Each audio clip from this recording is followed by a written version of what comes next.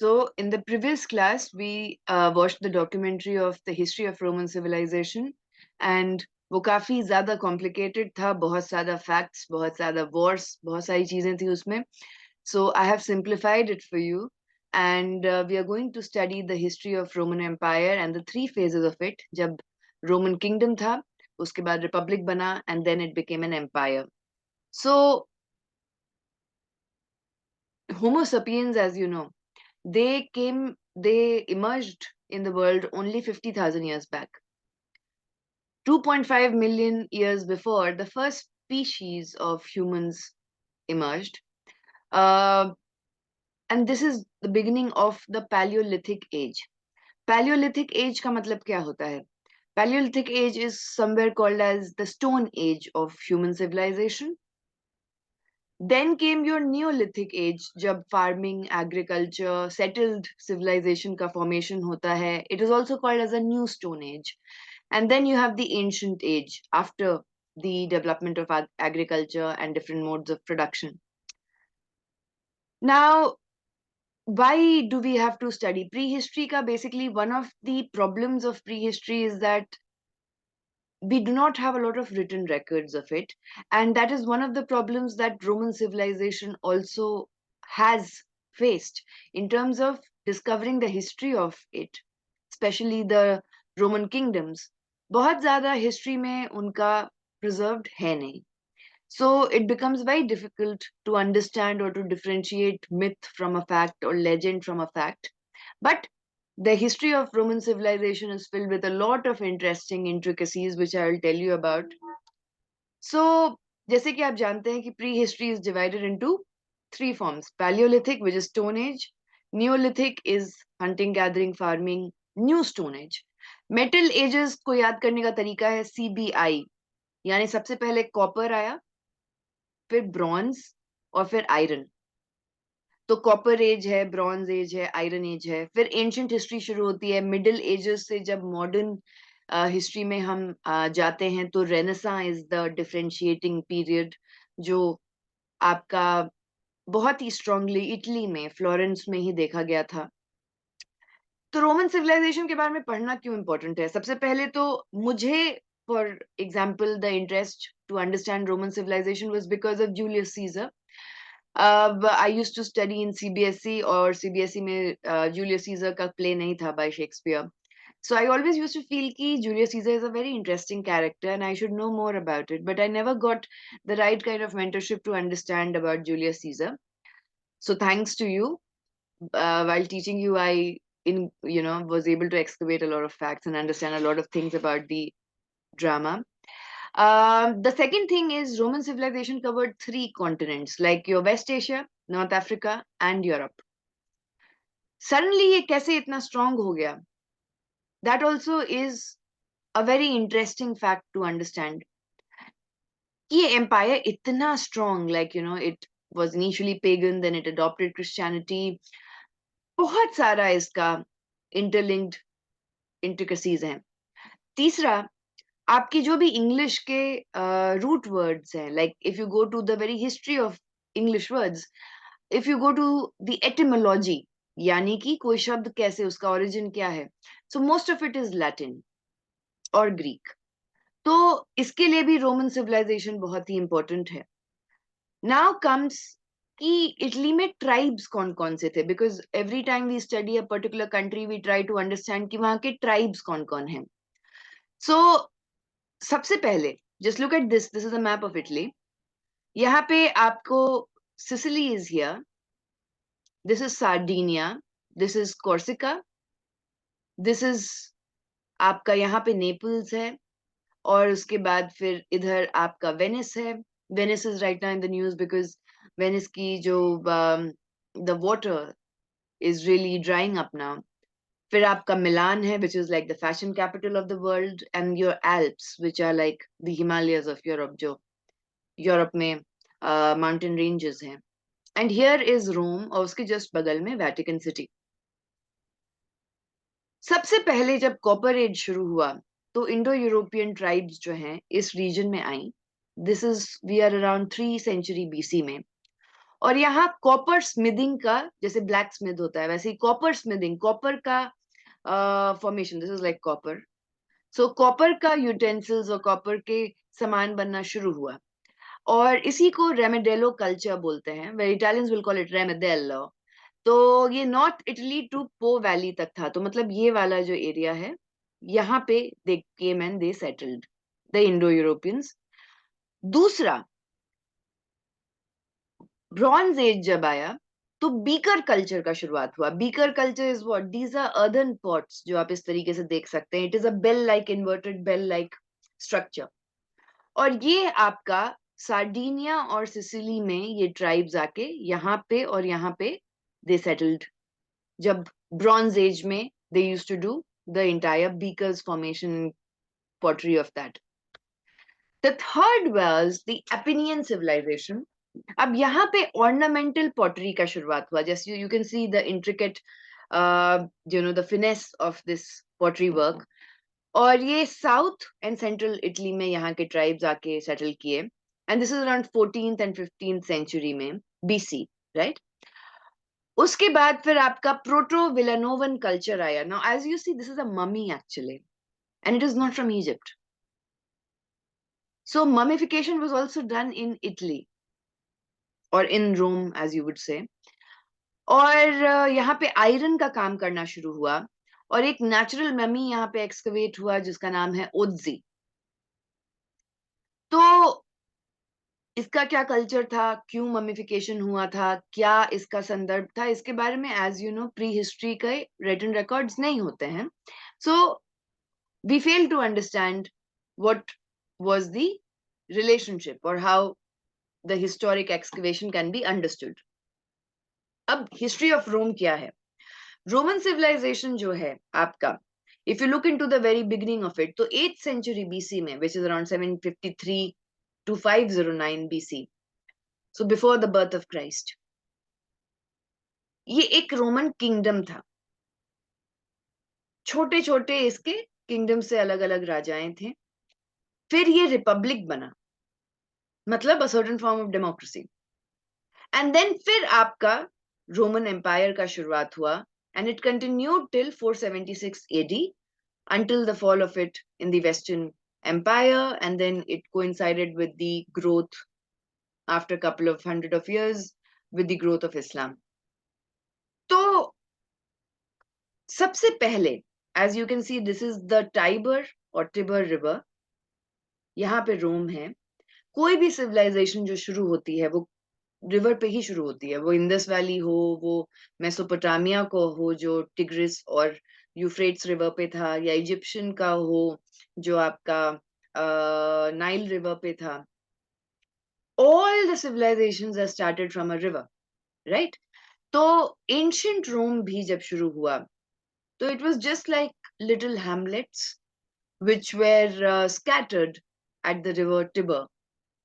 और 750 BC में ये सारे विलेजेस यूनाइट किए to form the city of रोम।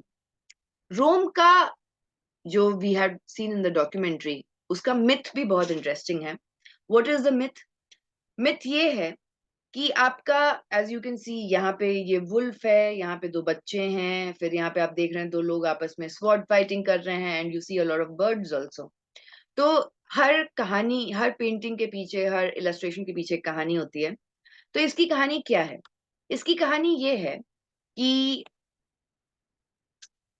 जो रूलिंग फैमिली थी, एल्बा लोंगा करके एक छोटा सा विलेज था, उसकी जो रूलिंग फैमिली थी, जो राजा था, उसका छोटा भाई बड़े भाई को अरेस्ट करवा देता है। अरेस्ट इन द सेंस की हाउस अरेस्ट, या फिर उसको बंदी बना लेता है और उसको वहां से हटा देता है। ठीक है। उस बड़े भाई की जो बेटी होती है, उसको बच्चे होते हैं, रोमुलस और रेमुस। अब जो राजा है, ही डज नॉट वांट, क्योंकि उसको पता है कि आगे आने वाले टाइम पे ये दो बच्चों में से कोई एक ही राजा बनेगा, और उसका भाई, बड़ा भाई जो है, या तो वो पावर ले लेगा।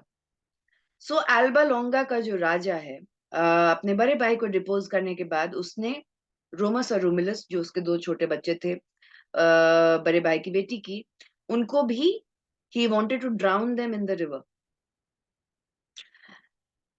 इनकी मदर का नाम था रिस्टेस और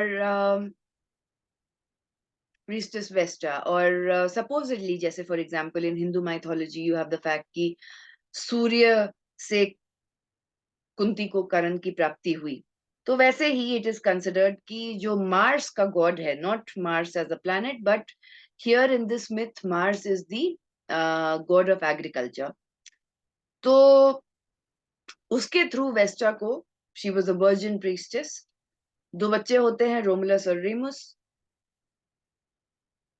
उनको ड्राउन करने की कोशिश की जाती है, मारने की कोशिश की जाती है, but somehow they are rescued by a she wolf, और उस शी वुल्फ का ही दूध पी के वो बड़े होते हैं।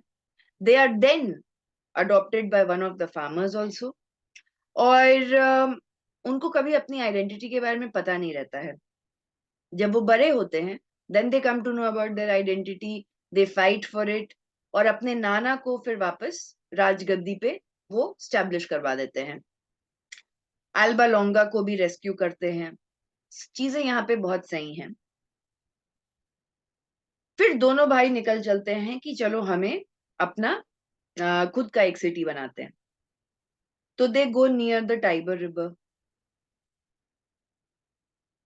जब वहां वो जाते हैं तो फिर दोनों के बीच में, as you can see, Remus और रोमुलस के बीच में झगड़ा शुरू हो जाता है कि कौन से हिल पे सिटी बनाया जाए। तो बड़ा भाई बोलता है रोमुलस की पैलेटाइन एक हिल है वहां पे बनाएंगे, दूसरा भाई बोला नहीं दूसरे वाले हिल पे बनाएंगे। देन दे सेड कि अच्छा we will do one thing, they used to practice this structure of augury. Augury का मतलब होता है कि you look at the birds, count them and then decide it as a sign. तो हम लोग भी बोलते हैं ना कि 2 महीना देख लिया तो विश मांग लो, उस टाइप का। तो रोमुलस को 6 दिखते हैं, रेमुस को 12 बर्ड्स दिखते हैं। अब दोनों भाइयों के बीच में झगड़ा हो जाता है। बहुत सारे सोर्सेस बोलते हैं कि रोमुलस ने फिर रेमुस को मार दिया, अपने छोटे भाई को। दोनों ट्विंस थे। बहुत लोग बोलते हैं कि नहीं, रोमुलस की जो आर्मी थी उसने रेमुस को मार दिया। So anyway, killing of your own brother is called as fratricide which happened. Romulus जो है सिटी, फिर रोम जो शब्द है उसी से बनता है, और फिर आपका इसका यहाँ पे स्टैब्लिश हो जाता है, और इसका स्टैब्लिशमेंट का डेट 753 बीसी कहा गया है। एक और मिथ है, दिस इज वन मिथ। दूसरा मिथ है कि आपके जो हेलेनिक सिविलाइजेशन से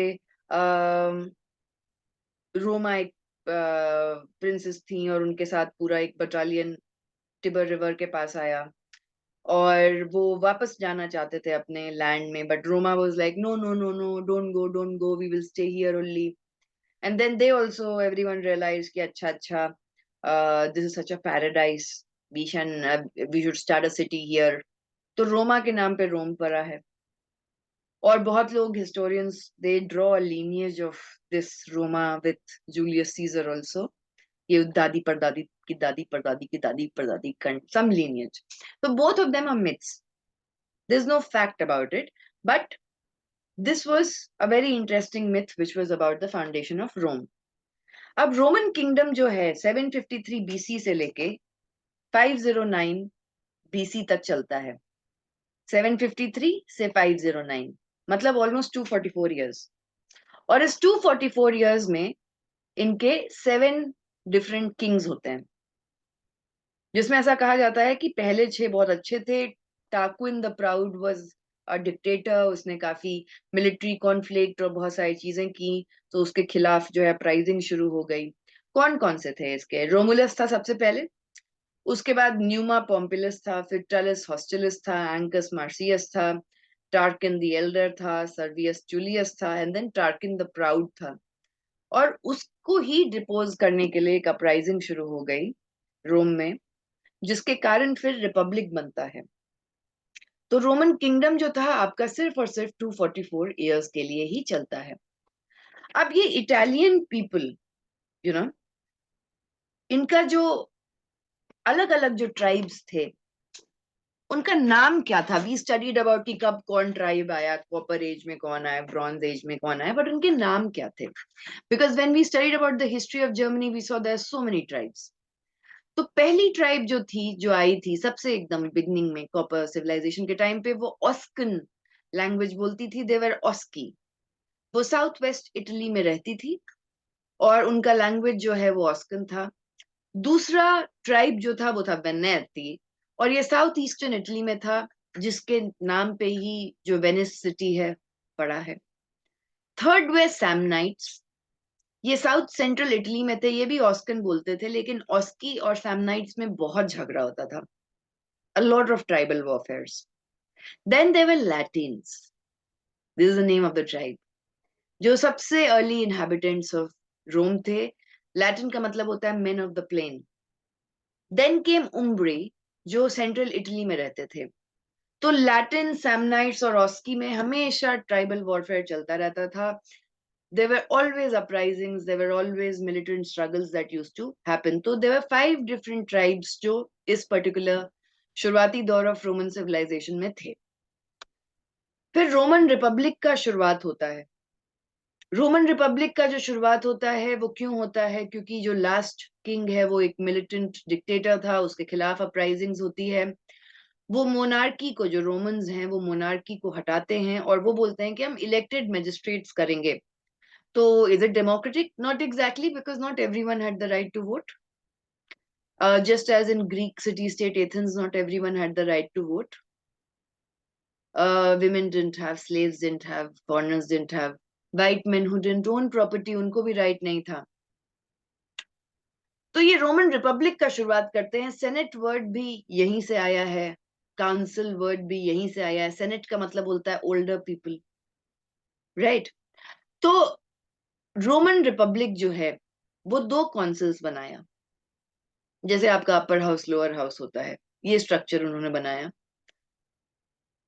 राजा को रिप्लेस करने के लिए, मोनार्क को रिप्लेस करने के लिए। तो जो पहला काउंसिल था वो हमेशा मिलिट्री से रिलेटेड, आर्मी से रिलेटेड काम करता था। अच्छा, there was very interesting thing also. अगर कोई प्रीस्ट बनता था ना, तो वो रोम से बाहर नहीं जा सकता था, वो आर्मी में दाखिल नहीं हो सकता था। पेगन प्रीस्ट थी वो, 3 दिन से ज्यादा अपने घर से बाहर नहीं रह सकता था वो, इनफैक्ट आर्मी की तरफ देख भी नहीं सकता था। दीज वर द मतलब लॉज विच वर देयर कि जो प्रीस्ट है उसको मिलिट्री से कोई लेना देना नहीं है। तो पहला काउंसिल में जनरल्स थे जो रोम की आर्मीज को, क्योंकि इतने सारे ट्राइब्स हैं, इन सब में वॉर चल रहा है, ऊपर से आपका ग्रीक्स के साथ वॉर चल रहा है, बहुत अलग अलग और भी क्रेटेशियंस ट्राइब थे, उनके साथ भी वॉर चल रहा है, तो ये करता था। दूसरा जो काउंसिल था उसका काम था ये देखने के लिए कि डोमेस्टिक अफेयर्स क्या चल रहा है, और इनका रेगुलर जो है मीटिंग्स होता था। They used to discuss about military and domestic affairs, और इनके पास इनॉर्मस अमाउंट ऑफ पावर होती थी। To be in the senate was to be just like the bureaucratic head और पॉलिटिकल हेड ऑफ, और maybe the cabinet of your PM, PMO में रहना type का वहां प्रेस्टीज था।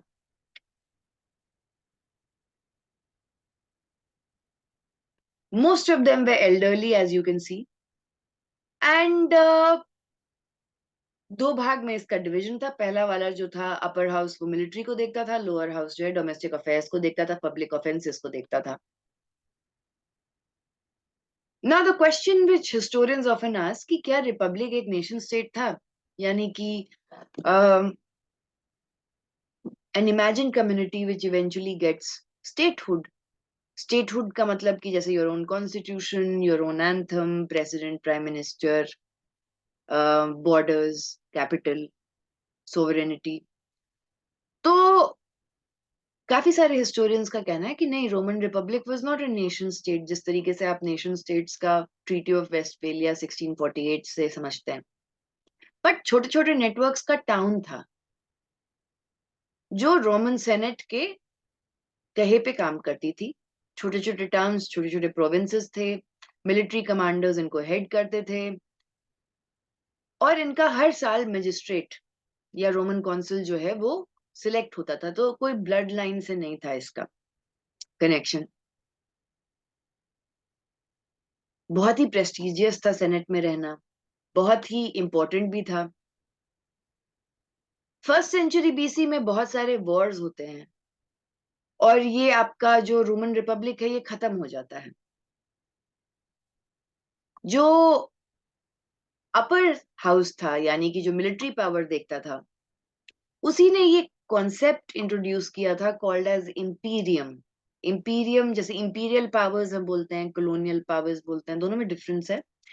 बट इंपीरियम का मतलब यहीं से आया था, जिसका जिसका मीनिंग था कमांड करना। और जो सक्सेसफुल कॉन्सल होता था, सक्सेसफुल मजिस्ट्रेट होता था, उसको इम्पेरेटर या फिर कमांडर का टाइटल दिया जाता था। और फिर उसी से एम्परर शब्द आया है, एम्पायर शब्द भी उसी से आया है। तो ये पूरा स्ट्रक्चर इस तरीके से चला।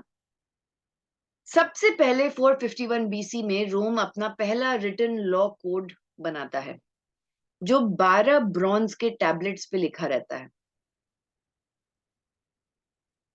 सो द लॉ और द कोड ऑफ कंडक्ट, जैसे लीगल प्रोसेस क्या होगा, कोई अगर डेप्थ ले रहा है और वापस नहीं कर रहा है तो क्या पनिशमेंट होगा, पैटर्नल अथॉरिटी बच्चों को किस तरीके से, फादर का क्या रोल है इन चाइल्ड ओनरशिप, प्रॉपर्टी के राइट्स कैसे होंगे, इनहेरिटेंस कैसे होगा, फ्यूनरल होगा तो किस तरीके से होगा।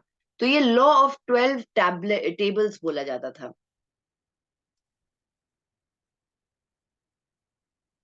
रोमन रिपब्लिक बहुत टाइम तक चल नहीं पाया, और उसके बाद फिर एम्पायर का शुरुआत होता है। एम्पायर का शुरुआत करने के ट्रांजिशन में Julius Caesar played a very strong role. Julius Caesar था कौन? Julius Caesar basically came from the Caesar family, और उसके पेरेंट्स जो थे वो जेंट्री क्लास या फिर लैंड ओनिंग का क्लास में थे। जूलियस सीजर जो है वो प्रीस्ट की तरह काम करता था। He had married 3 times. He married 3 times, and then he had other affairs. And there is also uh, a debate which is still contentious. Ki was he homosexual? By the same time, defaming any kind of dictator on homosexuality was the kind of slang which was very popular during this time. So there are still records ki was he straight or was he, but he had a lot of lovers. Anyway, तो शुरुआत क्या होता है Julius Caesar के? शुरुआत में होता क्या है? So if you go here, Julius Caesar का बर्थ जो होता है वो 100 बीसी में होता है। He came from a noble family, it was a land owning class family, but not rich और एलीट। और he claim that he descended from gods, तो Roma and all of that का हिस्ट्री भी है। He was the nephew of Marius who was a military general. और इसने क्योंकि 3 बार शादी की, तो इसका like with every wedding he elevated his class. उसने अपना मिलिट्री करियर जो है एशिया में शुरू किया। उसने प्रीस्टहुड छोड़ा। प्रीस्टहुड छोड़ने का रीजन क्या था? क्योंकि इसने अपराइजिंग में बहुत बड़ा रोल प्ले किया था रोमन रिपब्लिक के खिलाफ। एंड इसके खिलाफ जो है, according to the law, the 12 tables या टैबलेट्स, डेथ सेंटेंस था। तो ही फ्लेड, तो ये एशिया माइनर की तरफ गया। एक बहुत इंटरेस्टिंग कहानी है कि he was then kidnapped by pirates. तो जब पायरेट्स ने इसको किडनैप किया तो उन्होंने बोला कि हमें 12 यूनिट ऑफ करेंसी जो समय चलती थी, इतना चाहिए तुमको वापस करने के लिए। तो सीजर वाज लाइक कि तुम 20 क्यों मांग रहे हो रकम में, 50 मांगो, and I promise you that when I will be back I will cut your throats and crucify you. ये बच निकलता है and he does that. एक एक पायरेट का थ्रोट कट करके उनको क्रूसिफाई करता है एशिया माइनर में जाके एंड स्पेशली टुवर्ड्स जो आज का जो ग्रीस का एरिया है एंड मेनी अदर्स यहाँ पे जाके he became a military commander priesthood इसने छोड़ दिया he learn the military tactics also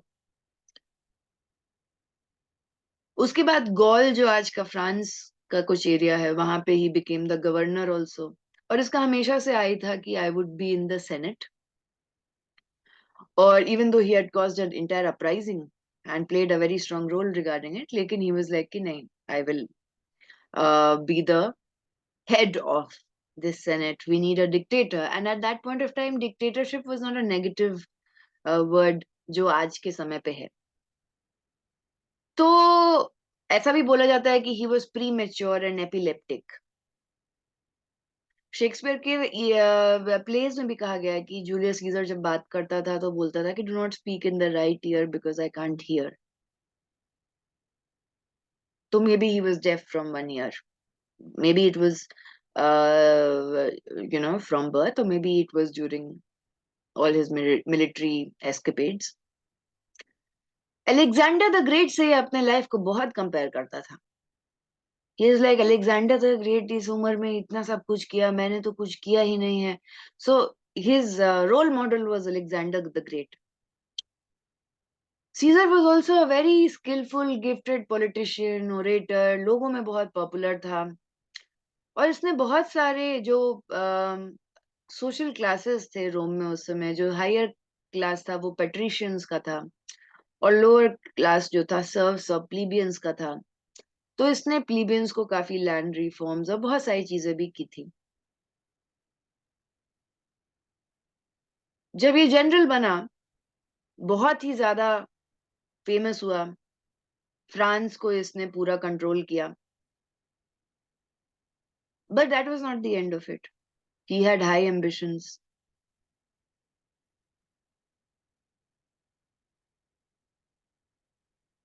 what changed that he became the emperor kind of like the transition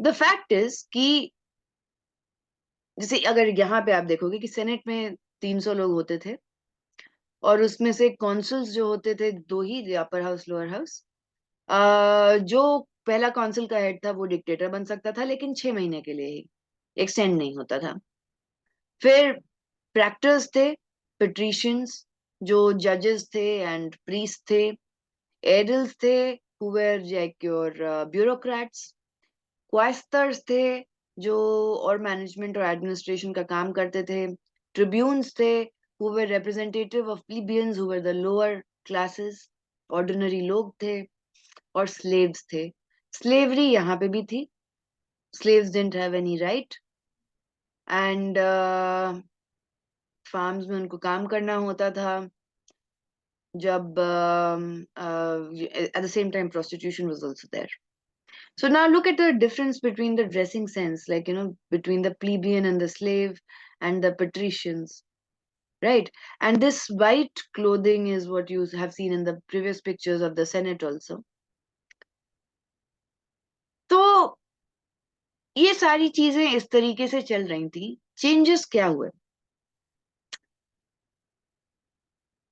if you go here Gaul यहाँ पे था and ये आपका आज का इटली है इधर एक रिवर बहती है called as Rubicon somewhere here Tiber तो इधर है ऊपर रूबिकॉन है तो this is a story about three people now Caesar Crassus and Pompey क्या हुआ था क्रासस इसमें से सबसे एल्डरली थे he was a very famous business person and he had a lot of अब यहाँ पे मैं स्टक हूँ He had a lot of funding and management and entire machinery to himself, very high in the patrician class. Pompey was a military consul. Caesar और Pompey का हमेशा 36 का आंकड़ा था. इनफैक्ट सीजर अपनी बेटी की शादी भी पोम्पे के साथ कराता है to solve this kind of altercation that they have. लेकिन चाइल्ड बर्थ के टाइम पे बेटी का डेथ हो जाता है. फिर सीजर अपनी ग्रैंड नीस को भी ऑफर करता है to Pompey to get married, लेकिन पोम्पे डजंट अग्री. तो सीजर और पोम्पे का पटना नहीं था इन टर्म्स ऑफ ओनरशिप. और मिलिट्री कंसल्स थे, दोनों जनरल्स थे. They wanted more control over the land, and it was the time of transition from the Roman republic to the Roman empire. Crassus जो है इन दोनों की दोस्ती करवाने की कोशिश करता है, and he is Elder also. तो दोनों के दोस्ती कराने से ये एक फर्स्ट ट्रायम्विरेट, थ्री मुस्कीटियर्स हैं तो वैसे फर्स्ट ट्रायम्विरेट इनका बनता है, ग्रुप बनता है कि चलो हम लोग मिलके कंट्रोल करेंगे. लेकिन फिर सीजर को न्यूज आता है कि पोम्पे जो है वो और अलग अलग किंगडम्स के साथ कंट्रोल कर रहा है, जीत रहा है, और उसके बाद सीजर को भी वो हटा ही देगा. तो along with his men, military generals, he crosses this Rubicon River. History में crossing the Rubicon is a very famous proverb. इसका मतलब होता है कि अब if you have cross the Rubicon, मतलब कि अब हो गया तो हो गया, वापस नहीं जा सकते. You have come to the point of no return. अब वापस नहीं जा सकते. You have cross the Rubicon मतलब अब हो गया. That is the meaning of it. और उसने सीजर ने बोला भी था कि now the die is cast. Die is cast का मतलब भी यही होता है कि you have come to the point of no return, कि अब you have to take action, so you have to take action, वापस अपने वर्ड्स पे नहीं जा सकते. तो उस समय रोम पे ऐसे रूबिकॉन क्रॉस करके अटैक करना पोम्पी के खिलाफ, coming from Gaul which is today's France, गलत था, इलीगल था. लेकिन सीजर ने किया और वो वहां पे जीत गया. पोम्पे भागा. पोम्पे भागा तो he goes to what is today Egypt. और वहां पे ही जो सीजर के फॉलोअर्स थे उन्होंने पोम्पे को काटा, मारा. और जब सीजर वहां पे आया तो उसको पोम्पे का कटा हुआ हेड एंड रिंग्स ये सब दिखाए, तो सपोजिटली सीजर क्राइड ऑल्सो. उसी समय उसको क्लियोपैट्रा भी मिलती है, who is the Egyptian princess, pharaoh princes. They never marry, but they have a courtship, an intimate courtship for a very long time. In fact, ऐसा कहा जाता है कि Ciceron is the son of Cleopatra and Caesar.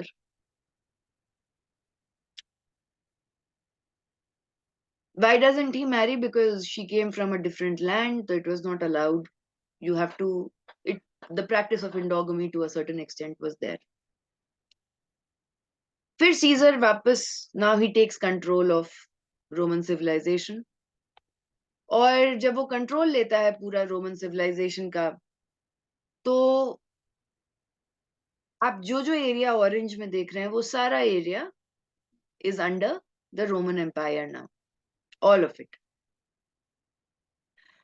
तो वो sadly बनता है the head only in 49 BC. और फिर उसको मार दिया जाता है 44 BC में. There is a entire assassination attempt which is against him. अब आपका क्वेश्चन है कि assassination attempt क्यों हुआ? वो इतना लैंड रिफॉर्म किया, वो इतना प्लीबियंस के लिए, लोग सिटीजनशिप के लिए लोगों को बहुत सारी चीजें किया, ओनरशिप ऑफ लैंड भी दिया बहुत सारे लोगों को. तो why did the community go against him? तो इसका आंसर एक्चुअली यहाँ पे है.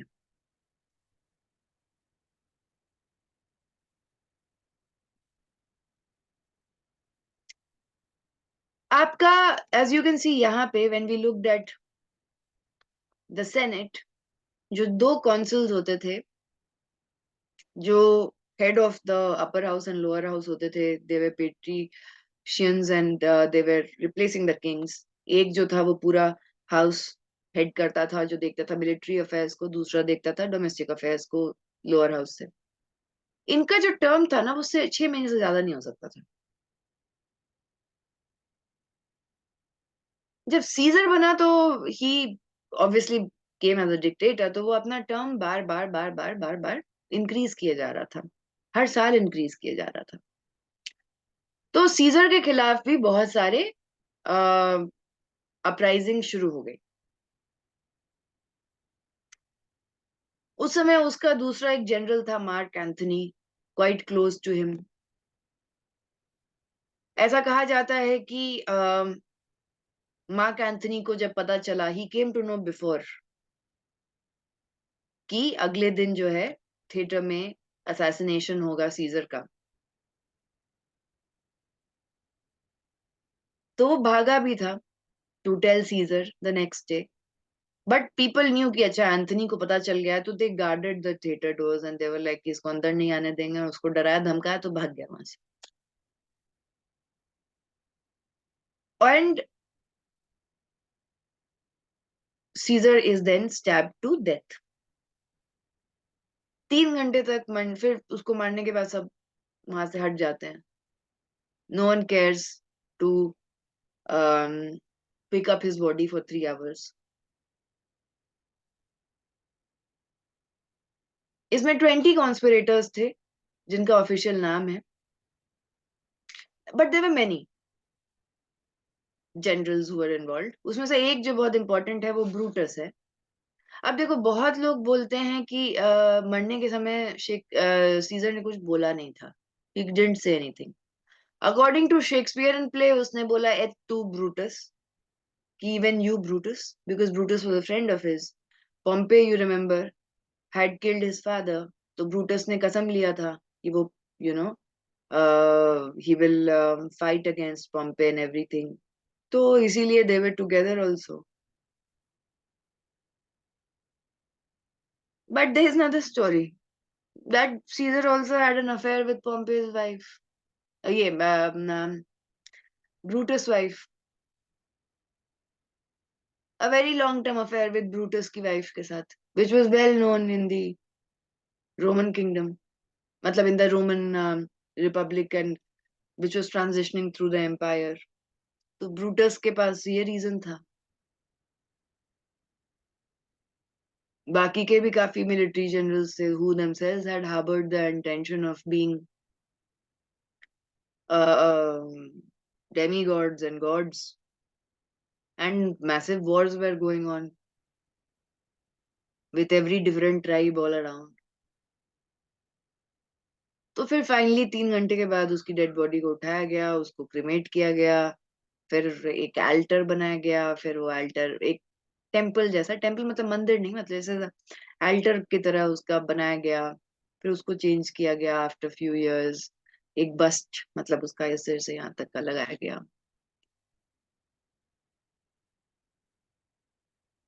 So this was the end of Julius Caesar.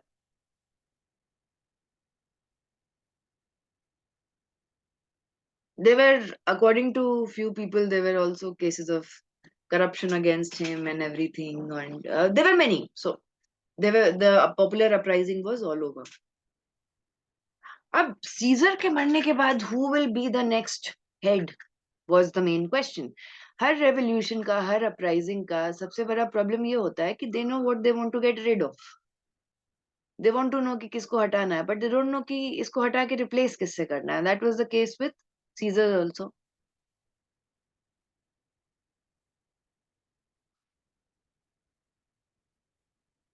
But what then happened was कि आपका सीजर के मरने के बाद, this is when you know like this was the empire during Caesar's time, so you can see all of it like Spain, Portugal, France, Italy, Greece, आपका ये सारा यहाँ पे आ रहा है। These are parts of Egypt, North Africa, यहाँ पे आपका some parts of Western Asia, आपका सीरिया, ये सारा आपका रोमन सिविलाइजेशन के अंदर, which is now currently following the pagan culture. तो वो अपने पूरे हाइट्स पे ले गया था Julius Caesar. But now there was the entire division कि अब क्या होगा। सीजर के डेथ के बाद उसी के ब्लड लाइन से उसका एक अडॉप्टेड सन था, ऑक्टेवियन। ऑक्टेवियन जो है वो फिर उसको सिलेक्ट किया जाता है एज अ लीडर। ऑक्टेवियन और एंथनी, मार्क एंथनी का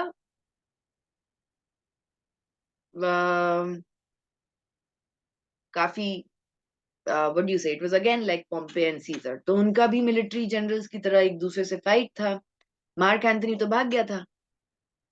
तो अब वो वहां जब नॉर्थ अफ्रीका की तरफ गया तो वहां पे वो इजिप्ट में फिर क्लियोपैट्रा से मिला and he married her.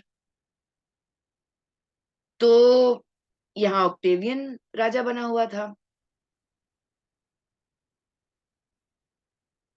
Battle of एक्टियम 31 BC होता है और ऑक्टेवियन की फोर्सेस जो हैं वो मार्क एंथनी को और क्लियोपैट्रा को they they commit suicide because they would be caught and they would be killed. अब ऑक्टेवियन का क्या रीजन था मार्क एंथनी को मारने का, तो एक तो क्लियोपैट्रा, देन सेकंड वाज कि फादर को सेव नहीं किया, considered as a traitor and all of it. But यही ऑक्टेवियन जो है आगे जाके इसको टाइटल मिलता है ऑगस्टस का and the great emperor of Roman empire. He actually, this Augustus Octavian, becomes the head of the empire, जो actually Roman Empire को और भी आगे लेके जाएगा. And from there, the concept came of Pax Romana, that is Roman peace. इसमें जो है ऑक्टेवियन या अगस्टस, उसका दूसरा नाम जो कहा जाता है, वो एम्पायर को ज्यादा स्टेबल करता है, कोहेसिव यूनिट बनाता है। जो भी प्रोविंसेस में अपराइजिंग होते थे तुरंत छटाक से ट्राइब्स के बीच में सब खत्म किए गए। ऑगस्टस ने डायनास्टिक सक्सेशन को लिमिटेड किया एंड ही आल्सो इंश्योर्ड कि रोमन सिविलाइजेशन का सारा जो पहुंच है वो दूर दूर तक जाए। तो इसी से पैक्स रोमाना से ही पैक्स ब्रिटानिका आया है, जो आपका ग्रेट ब्रिटेन का एम्पायर का एक टर्मिनोलॉजी है जो यहाँ से ही इन्होंने सीखा। तो रोमन एम्पायर आपके पोस्ट रिपब्लिकन पीरियड में आता है। ये मेडिटेरेनियन सी का मतलब होता है मेडिटेरेनियन का मतलब होता है मिडिल ऑफ द अर्थ। तो ये मेडिटेरेनियन सी को अपना ही आर सी मानते थे।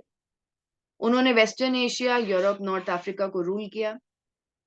सीजर जो टाइटल है, Caesar became the title, Julius Caesar के बाद Caesar became a title for the dictator और हेड। तो जैसे आपका काइजर या फिर आपका जार जो रोमनोव्स थे रशिया में, हमने पढ़ा था उनके बारे में, ये टर्म भी सीजर इसी के नाम से आता है। तो Caesar Augustus, he was the first Roman emperor. It was not Caesar Julius Caesar but his adopted son who becomes the first Roman emperor. और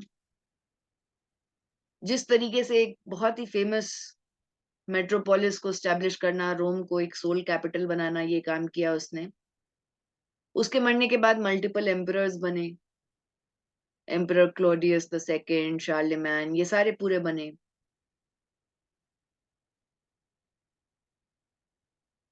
धीरे धीरे करके फिर क्रिश्चियनिटी का एडवेंट होता है। क्रिश्चियनिटी का जब एडवेंट होता है तो आ, वही जो आपको स्टोरी मैंने बताया था कि वैलेंटाइंस डे का क्या स्टोरी है, कि Claudius the two was the emperor at that point of time and he believed कि जो भी लोग हैं दे विल, बिकॉज वॉरियर्स होना बहुत इंपॉर्टेंट था क्योंकि इतना एम्पायर बड़ा हुआ था और ट्राइबल डिसयूनिटी ज्यादा थी। तो उसने, उसका ये मानना था कि मैरिड मैन या फिर men with family do not make good warriors. तो उसने शादी ही आउटलॉ कर दी थी कि no one will get married at all. जब उसने शादी ही आउटलॉ कर दी तो आपके एक सेंट वैलेंटाइन थे, who came from the patrician class. He was the priest. अब इनके बारे में भी 3 मिथ्स हैं. पहला मिथ है कि सेंट वैलेंटाइन जो थे ये छुपा छुपा के सबकी शादी करते थे, पकड़े गए, मार दिए गए. दूसरा था मिथ कि सेंट वैलेंटाइन जो है जितने भी लोग क्रिश्चियनिटी में कन्वर्ट किए गए थे उनको पकड़ पकड़ के ये रोमन जेल्स में डाल के उनको अब्यूज और टॉर्चर किया जाता था. तो सेंट वैलेंटाइन छुपा छुपा के उनको रिहा कर रहे थे, तो पकड़े गए तो मारे गए. तीसरे मिथ में कि वो खुद ही पकड़े गए और उनको अपनी जेलर की बेटी से प्यार हो गया, who was blind and he cured her of blindness, और उन्होंने पहला लेटर लिखा टू माय वैलेंटाइन, पकड़े गए, मारे गए. तो एनीवे तीनों केसेस में क्या होता है कि सेंट वैलेंटाइन मारे ही जाते हैं, राइट. तो जब रोमन सिविलाइजेशन क्रिश्चियनिटी को अडॉप्ट करता है तो 14-15 फरवरी को उनका इनिशियल एक ल्यूपकेलिया करके फेस्टिवल होता था, which was a fertility harvest festival. As I've told you before, February is the month, Februa, जो month है, that is the month of spiritual cleaning या atonement. तो उन्होंने उसको क्रिश्चियनाइज करने की कोशिश की और फिर उसको क्योंकि वैलेंटाइन मार्टियर थे क्रिश्चियंस को बचाने का एंड ऑल ऑफ दैट, तो उनके नाम पे ये पड़ा. लेकिन Lupercalia was what, it was a spring festival, fertility festival. उसमें केव्स में जितने भी पेट्रिशियंस होते थे वो जाते थे और जो प्रीस्ट क्लास है, ल्यूपर्स उनको बोलते थे, जो माइनॉरिटी था. और फिर वो वहां पे भी एनिमल सैक्रिफाइस किया जाता था, डियर और गोट्स और ये सब का. ऐसा माना जाता था कि कोई भी लेडी अगर उसको जो खाल है उसको टच करेगी then she will become fertile sooner और लेटर. तो ये जो फेस्टिवल है ल्यूपरकेलिया का, उसी को क्रिश्चियनाइज करके फिर वैलेंटाइंस डे का नाम आया. But Claudius, as you can see, the Claudius the second was very interesting in this narrative की मैरिज ही आउटलॉ कर दिए थे. एनीवे तो इस तरीके से आपका चलता रहा. There are many sayings about Rome, जैसे all roads lead to Rome, क्योंकि सिल्क रूट के समय भी इट क्रिएटेड रोमन सिल्क और पोर्सलेन और पॉटरी के इक्विपमेंट्स बहुत, रोमन वुल, ये सब बहुत आइटम्स बहुत ही इंपॉर्टेंट थे. और वहाँ चाइना का सिल्क बहुत हाई क्वालिटी का था. तो starting from Rome to China वो सिल्क रोड बना था. रोम को इटर्नल सिटी बोला जाता था. ये जो आप यहाँ पे देख रहे हैं, this is a you know the current Colosseum जो जिस तरीके से अभी है. यहाँ ग्लैडिएटर्स और ये सब का होता था. और दूसरा है ये ट्रेवी फाउंटेन. इसमें कहा जाता है कि इफ यू अपने लेफ्ट शोल्डर से अगर एक पॉइंट थ्रो करोगे तो गॉड मतलब you will be blessed and you will quickly return to Rome again.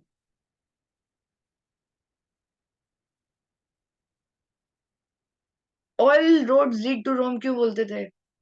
क्योंकि जस्ट लुक एट, मतलब जस्ट लुक एट कितना बड़ा था द रोमन सिविलाइजेशन. तो सारा जो कैपिटल है उसी से तो कनेक्टेड होगा, इसीलिए ऑल रोड्स लीड टू रोम का पूरा स्ट्रक्चर था. ऐसा भी कहा जाता था कि अच्छा, while stands the Colosseum, Rome shall stand. When falls the Colosseum, Rome shall fall. And when the Rome falls, the world will fall, or whatever. तो ये एक एम्पी थिएटर था, दुनिया का सबसे बड़ा amphitheatre. But it is also amphitheatres like these are also found in Syria and other north Africa. जहां जहां रोमन सिविलाइजेशन था वहां वहां उन्होंने एम्पी थिएटर बनाया था. इतना बड़ा नहीं बनाया था जहाँ पे 50,000 लोग बैठ के ग्लेडिएटर का देख सकें पूरा. तो now coming back and revising की टाइमलाइन क्या था. पहला आपका किंगडम्स था जहाँ किंग्स थे, 7 मेन किंग्स थे. उसके बाद रोमन रिपब्लिक आया. फिर यहाँ सिविल वॉर शुरू हुआ. सिविल वॉर के दौरान आपका जूलियस सीजर का टाइम था. उसके बाद जूलियस सीजर के मरने के बाद अगस्टस का टाइम आया. और उसके बाद towards the end different different emperors आए, जैसे क्लॉडियस, चार्लेमैन एंड ऑल. फिर उसके बाद रोमन सिविलाइजेशन धीरे धीरे करके with the many reasons there were corruption, militancy, uprisings, internal dispute, जिसके कारण फिर सिविलाइजेशन इतना बड़ा था उसको हैंडल करना पॉसिबल नहीं था. And also there was the rise of Islam. तो Islamic civilization and north Africa के बाकी की सिविलाइजेशन के साथ भी काफी वॉर हुआ, तो रोमन सिविलाइजेशन इवेंचुअली डिसइंटीग्रेटेड. और इस तरीके से आपका इंपॉर्टेंट इवेंट्स थे रोमन एम्पायर के। सबसे पहले 753 बीसी में Romulus establishes Rome after killing his brother supposedly. फिर प्यूनिक वॉर्स होते हैं रोम के अगेंस्ट कार्थेज। ना प्यूनिक वॉर्स क्या थे? These were wars against other tribals, like Carthage were one of the tribals जिनके साथ उनका वॉर चलते रहता था। उसके बाद फिर 44 बीसी में जूलियस सीजर को मर्डर कर दिया जाता है आइड्स ऑफ मार्च में। कहा जाता है it is he was murdered somewhere around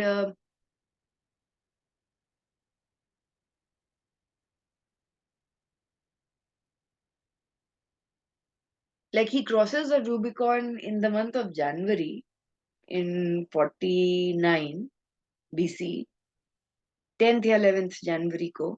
Julius Caesar, by the way, is also very famous for creating the Julian calendar, जो Gregorian calendar which is on pope Gregory, उसे 14 दिन पीछे है, जिसके बारे में हमने पढ़ा था। तो रोमन सिविलाइजेशन जो है वो जूलियन कैलेंडर ही फॉलो करता था, फिर धीरे धीरे करके they shifted to Gregorian calendar. Ides of March,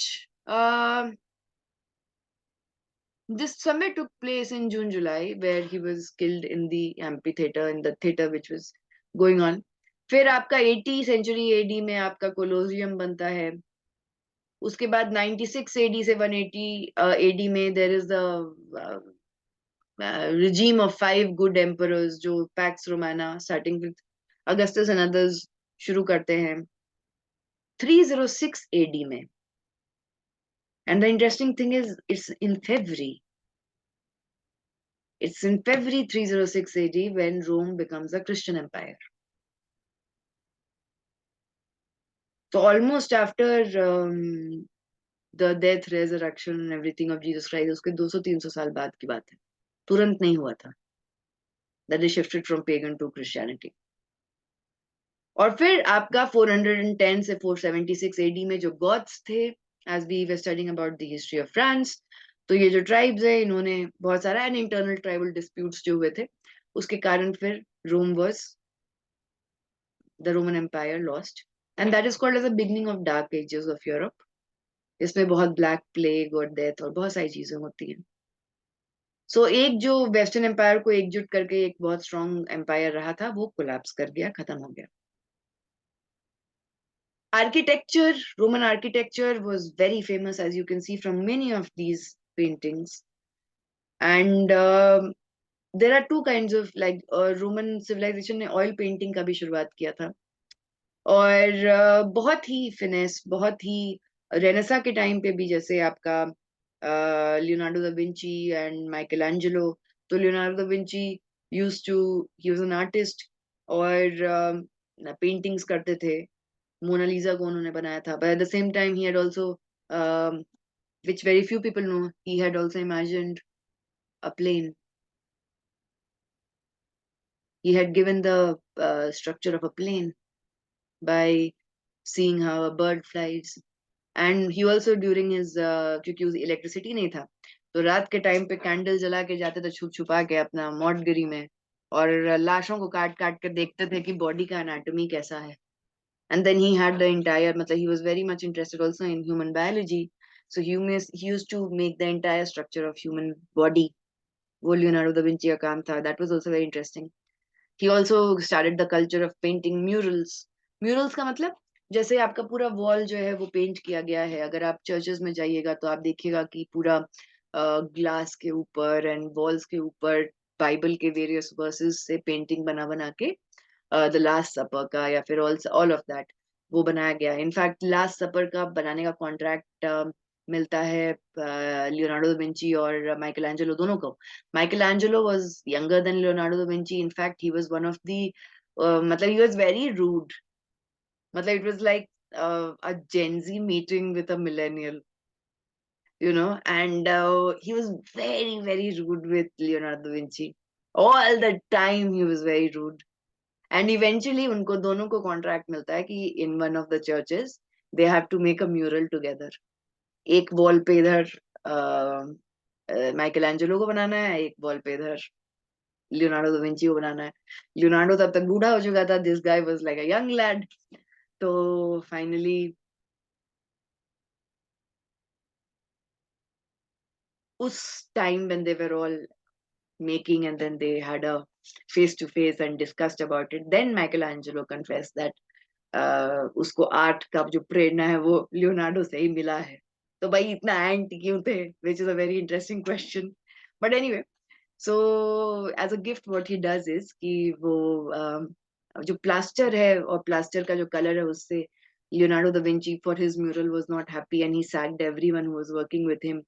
And as a gift to him, रात में ही माइकल एंजेलो फिर वहां से भाग जाता है कि इस चर्च में एक ही म्यूरल रहेगा, मैं नहीं बनाऊंगा, और वो लियोनार्डो का ही रहेगा. तो Renaissance was a time of humanism, absorbing human empathy in politics and architecture and paintings, all of it. So it is very interesting. People of Italy are very similar to people of India, and they have the same kind of family. Like if you go to Europe, तो one of the only countries जहाँ पे बहुत joint family और ये सब का structure है, that is Italy, and very much like India, very much. And